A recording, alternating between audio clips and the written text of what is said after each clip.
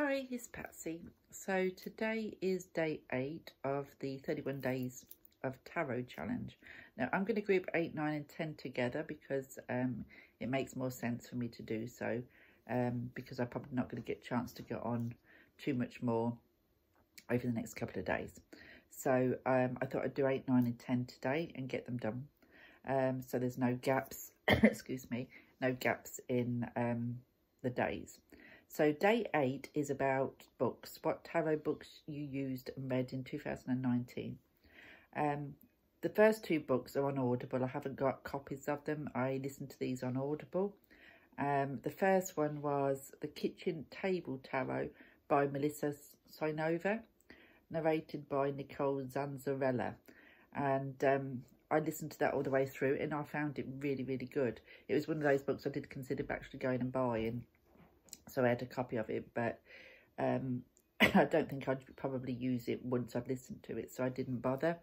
But it was an excellent book, and I'd recommend that book to anybody who's just starting out in tarot. I think the way that it's written is excellent. There's some humour in there.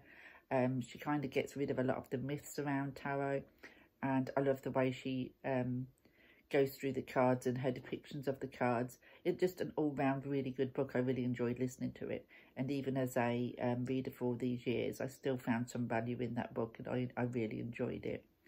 So that was The Kitchen Table Witch. Another one that I listened to was Intuitive Tarot Reading by Melissa Smith, and that was narrated by somebody called Kat Barako, but the actual book is by Melissa Smith. Now, I downloaded that one and got that one on Audible because I thought, oh, Intuitive Tarot Reading. It was new on the list of books to be able to listen to. So I'm not sure if it was published in 2019. That's what it said when I bought it on the book, you know, the Audible books. But whether or not that's when it went Audible, I don't know. But the book itself, I listened, but I got nothing really out of it. I got it because it said Intuitive Tarot, and I read quite intuitively, and I thought it'd be quite interesting to get somebody's perspective on how they do it intuitively, instead of just books what go through the usual meanings of the cards and what have you. But it wasn't like that at all. I'm not quite sure why it was called Intuitive Tarot, because all the card meanings that she was given was kind of the ones that you would associate with each of the cards anyway. The only thing different she did was if it was related to work, you would put it in this way. If it was related to romance, you'd put it this way, that kind of thing. But there was no really intuition or intuitive part about there. And I didn't really like it right from the start, because right from the start she was talking about being very respectful of your decks, which I totally agree with. But then she was saying that you needed to wrap them up in silk and all this stuff, which I don't agree with. So there were some things there that she was bringing up that you don't need to do. And but like buying your first deck, you can't buy your first deck to somebody else. It's that kind of thing, you know, which is all, you know, I don't agree with.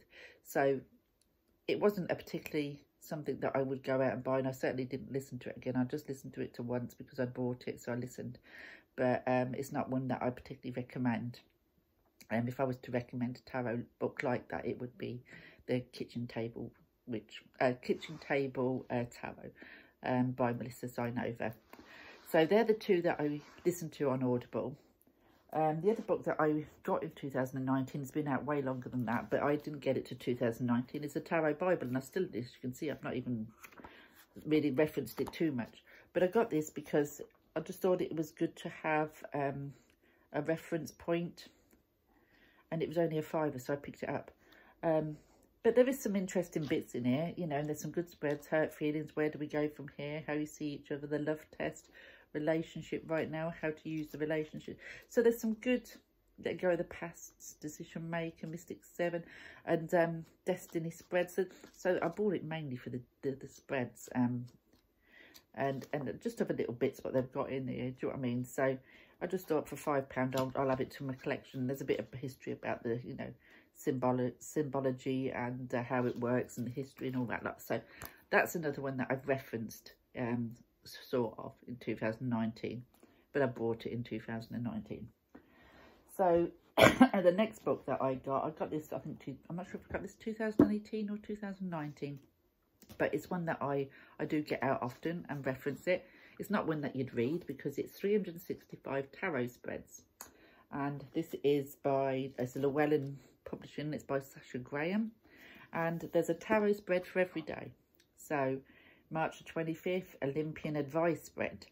March the 14th, reciprocated love spread. So let's have a look, what day are we today? We're the 8th of January. So there's a spread called Get Out of Debt spread. Just after Christmas, Get Out of Debt spread. So then it'll walk you through at the spread and the placements. On this day in 1835, President Andrew Jackson rose to make an announcement few presidents have had the honour of making. Gentlemen, the national debt is paid. It was the first time the nation was debt-free and it lasted for a year. So it gives you a little bit of a tidbit about the day and all stuff like that. And then it gives you the spread. So that's the sort of thing that you get. I don't know if you can see that. The sun's just come out and it's really bright. So it might be too glary. But yes, there's a spread like that every day. And there's loads of spreads. No, I don't always use spreads. You know, a lot of the time I just tend to use the same 9-box spread or 3 cards and just keep adding to it or whatever. Sometimes I do like to, you know, try a spread, something different. So I'll grab this book out and I'll have a look, see what's on the day. If that don't take me fancy, I'll have a flick through and see what it does. So that's a good book if you like to use spreads. So the other book that I used in 2019 and tend to use, I bought it in 2019 as well, and tend to use again these coming through months, is The Tarot for the Healing Heart, that one, by Christine Jett. And it's using inner wisdom to heal body and mind. Wellness is body, mind and spirit in balance. Working with the tarot for healing brings body, mind and spirit into balance to support the healing process. It contains activities and exercises designed to help you to use the tarot for your own healing process. Learn 10 original tarot card layouts for healing. Meditate on the healing qualities of tarot cards. Develop psychic ability through sacred play with the cards.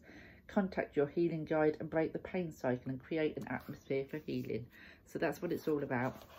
And like I said, I have worked with this before and I found it excellent. I found it really, really good.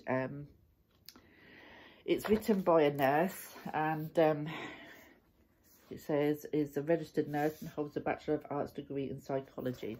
That's who it's written by, and I found it really good. The back of the book, she does give you all the card meanings as she sees them to do with healing. So you get that in there. Healing Heart, Tarot Life Lessons and Life Wisdom. You get so much in it, all geared towards healing. Like you get the Devil. Let's have a look. Life lesson, fear, separation, connectedness is the life wisdom. Then you get a bit on the life lessons, a bit on the life wisdom, a bit on actions to support the healing process, and then contacting your inner wisdom with that card. So that's what you kind of get with each of the cards. The suits have all been put into, see if I can find which ones are which so I don't get it all wrong. Excuse me. Suit of Pentacles is the element of earth, and it's to do with the physical body, instincts, work, money and security. So then if you go to the Cups, element of water, emotions, feelings, intuitions, dreams and imagination. Then if you go to the Swords, you get element of air, psychological, makeup, decisions, depression, conflict, pain, surgery and loss. And then if you go to the Wands, the fire element, creativity, healing, action, passion to change, anger, spirituality and everyday actions. And then she goes into, she actually names all the people, the court cards. So the Pentacle court cards are on the physical plane of illness and health. She calls the Page of Pentacles messages from the physical plane of illness and health. The Knight of Pentacles is the therapist or counsellor. The Queen of Pentacles is the healer. And the King of Pentacles is the physician or the advisor. So she goes through things like that. And I found this really good. So I would recommend that if anybody wants to do inner healing work. So that's the books, my 5 books that I've been using in 2019 or referencing or reading, whichever, whether it's Audible or the copies. and I enjoyed all of them except the one that I said, the Intuitive Tarot. I can't say I really enjoyed that, but the other 4 I've loved. So day 9, which we'll go on to next, is about sharing a reading that you've done, what was memorable, and you're allowed to omit the names. Well, I won't do that, because whether I omit names or not, it's not fair on me to give anybody else's reading publication sort of thing, telling anybody about anybody's reading. And if that person was to watch this and say, oh, that was my reading, what's she doing telling people that, then it's not fair. So I wouldn't do that, whether I omit the names or not.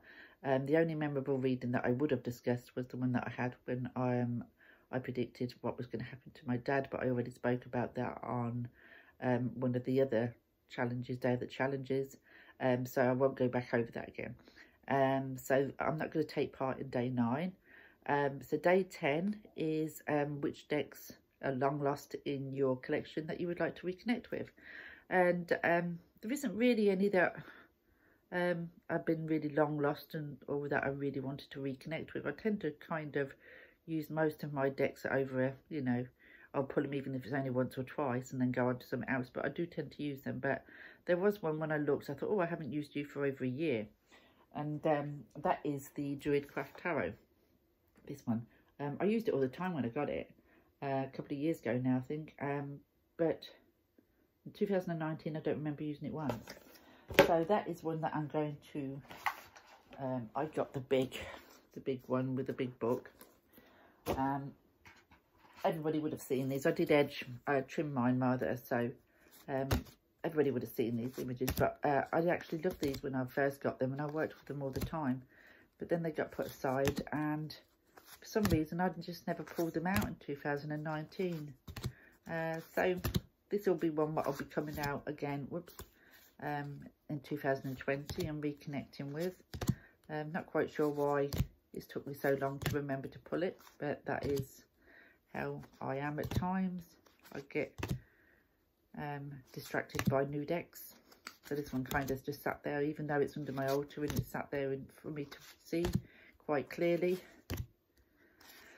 It's not one I kept going, you know, pulling out. So this is one I'm going to reconnect with, but this is about the only one I could say that I haven't used for a long time, and I really want to reconnect with, because if I haven't connected with something for a long time, I'll tend to gift it or give it away or whatever, exchange it. But this one is one that I will be reconnecting with. So that's my day 10. So 8, 9 and 10 in one video, and I will be back.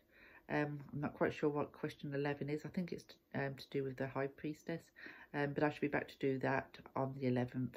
And if I can get a chance to come on before, then I'll pop on and share something different rather than the 31 days of challenge that I'm doing, because there is a couple of decks that I would like to show that I got. But I will speak to you all soon. Take care and have a great day, and bye for now.